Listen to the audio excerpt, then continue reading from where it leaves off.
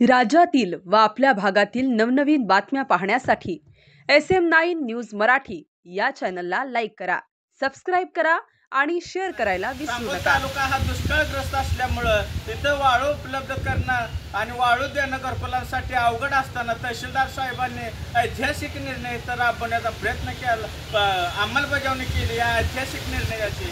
त्यामुळं तहसीलदार साहेबांचं, बीडीओ साहेबांचं, त्यांचे मोरे साहेब असतील, नगरपालिकेचे कोरे साहेब असतील, पंचायत समिती हातीकार साहेब असतील, यांचं सर्वांचं बहुजन समाज पार्टीतर्फे आम्ही आभार व्यक्त करतो। सामान्य सांगोला तालुक्याच्या सामान्य जनतेच्या घरकुल लाभधारक यांच्यातर्फे बी आम्ही आभार व्यक्त करतो।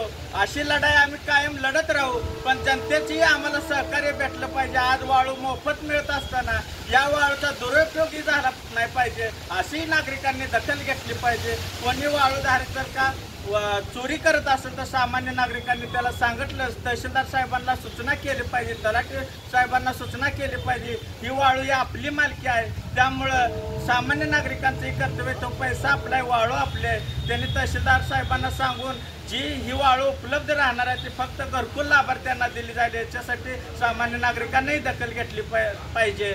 जसा हा वाळू वाटपाचा आम्ही अंमलबजावणी करेपर्यंत पाठपुरावा केला आणि शेवटच्या लाभार्थ्यापर्यंत पोहोचवण्यासाठी आम्ही बंधनकारक राहील, तसाच एक याच्यानंतर जल जीवन मिशन अंतर्गत 50,61,00,000 काम सांगोला तालुक्यात झालेलं आहे। त्यामध्येही भ्रष्टाचार झालेला आहे। जनतेचं 50,61,00,000 रुपये तालुक्यात खर्च होऊन सुद्धा सामान्य जनतेला आज तागायत पाणी मिळालेलं आहे।